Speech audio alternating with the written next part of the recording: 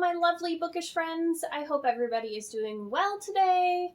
It is Owlcrate unboxing day. This one is going to be a slight bit different because I got my Owlcrate on Saturday and I can't film on the weekends because there's like 7 people in this house and it's just too crazy. And so I just couldn't wait till Monday to film and open it, to be quite honest.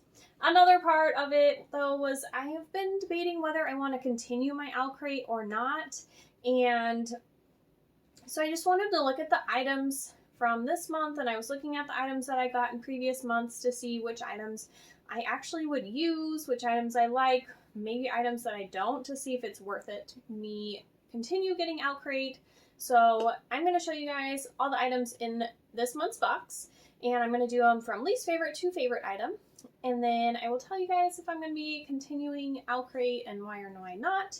And then we also will do a review for Goddess in the Machine, which was last month's Owlcrate box book.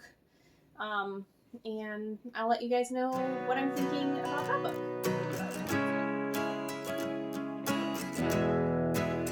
So let's get started. Here is my lovely box here.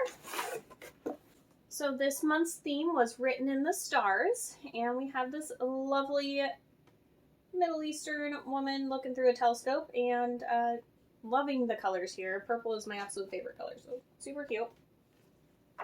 So my least favorite item in this month's box was an Owlcrate designed one, and it is this little star corkscrew guy, and inside are a bunch of push pins.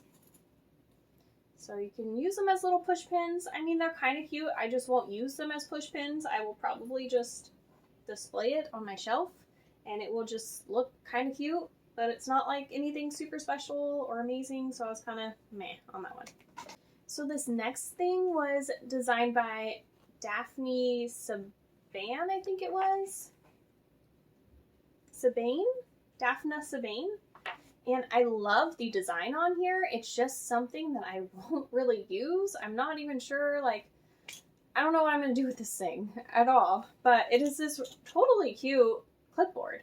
I love You Shine Brighter Than Any Constellation in the Sky. I think this is totally an aesthetic that I really enjoy. And I love the constellations and the hands with the tattoos or the henna or whatever they're going to want to say that is, but really cute design. I just have no idea what I would use a clipboard for at all. If you guys have some ideas, let me know. I think this one kind of slipped underneath some stuff, so this one probably would actually go between these two, but we got a pen. It is like a little star on top, and it's just like a little silver pen, but I don't imagine myself using that pen, and even if I do, like, it's a pen, and I mean, it's cute, but I don't have like a cute spot I could display it or anything. I don't know. It's a pen. If you can't tell, I'm a little disappointed in this box. So the next thing that I have in here, I think is really cute. It's just, again, I don't know what I'm going to use it for, where I'm going to put it. Okay, so it's this bandana that I have upside down. It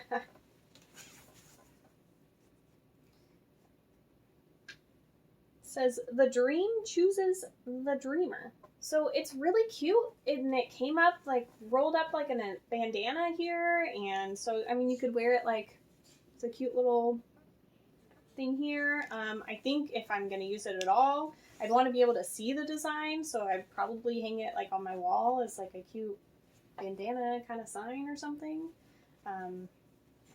It's just very impractical for me. So I'm not really sure exactly how I'm feeling about that, but I do think it's really pretty, and I think it would be really pretty on the wall. So it's probably how I will use it. And then the last item before I get to the book and the pin is this really cute book sleeve. This is by the Quirky Cup Collective, and I've been following them on Instagram, and I just love what they have as far as their aesthetic, and their designs is super cute. says we are all stardust in stories. So, I mean, I love this. I love the little keys, and I think this is Strange the Dreamer inspired? Nope, Starless Sea. Strange the Dreamer for the bandana. And the bandana was designed by Fern and Ink. And then the clipboard is from Aurora Rising.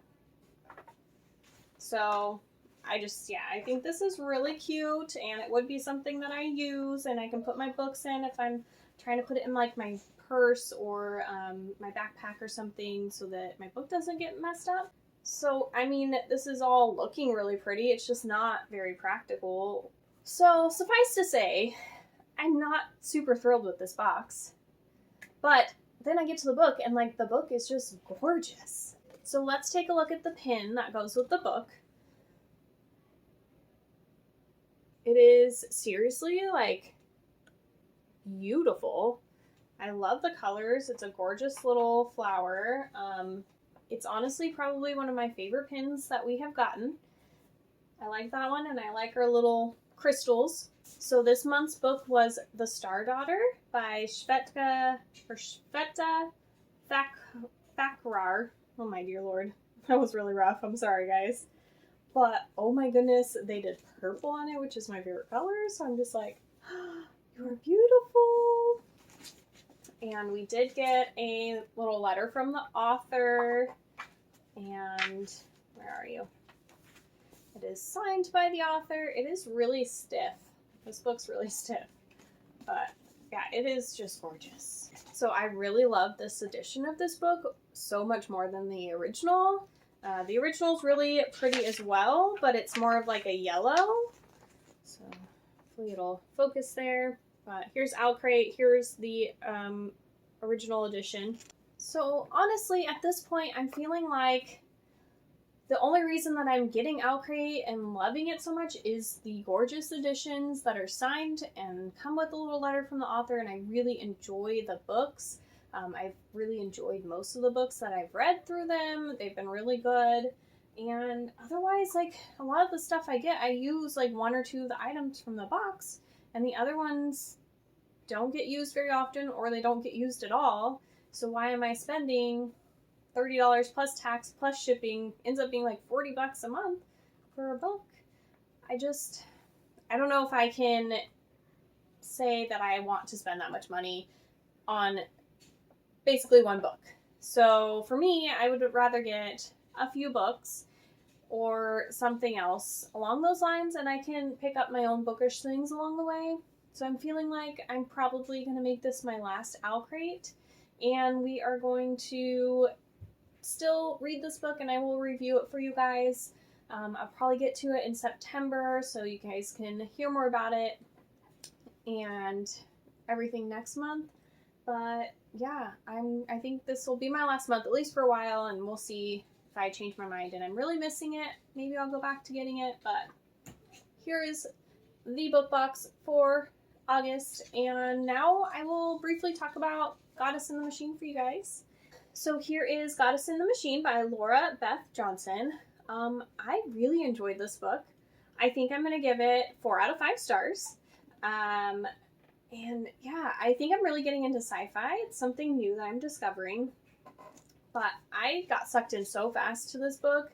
There really wasn't like a trying to get into the book phase. I was intrigued very quickly. And I felt like throughout the book, there were several things that like surprised me. And I was just like, wait, what? That completely changes this. And now we're changing this. So there was quite a few surprises. And the ending was nice and climactic. And definitely left some room though for the sequel coming out. So I'm curious as to see how things are going to be going here soon. There's a lot of really good characters in here. We have Andra, and she is discovering more about what happened to her family, and because she woke up 1,000 years late and from cryonic sleep, and her family, she's told, is dead, and they left, and they left her sleeping for 1,000 years. So not really sure what's going on there. But so she's kind of trying to figure out what happened. She's trying to navigate this new world that, you know, has developed and changed over 1,000 years. I really enjoyed the fact that the author thought about the fact that language is going to change in 1,000 years. 1,000 years before this, it was completely different. And so there's a lot of things that are similar, but they're slightly different. So she has the people talk a little bit different and use different terms. Like technology, they call magic now. And I don't know, just, it was a really good sci-fi read, and definitely a different take on waking up in a totally different time and more realistic. It was almost like, it was definitely fantasy sci-fi kind of a feel, but the writing was more like contemporary-ish, if that makes sense. Anyways, if you haven't checked out the book, I definitely would, and I will get back to you guys on how I like the Star Daughter, because it sounds very, very interesting as well. So yeah, I will talk to you guys soon, and I hope you guys have a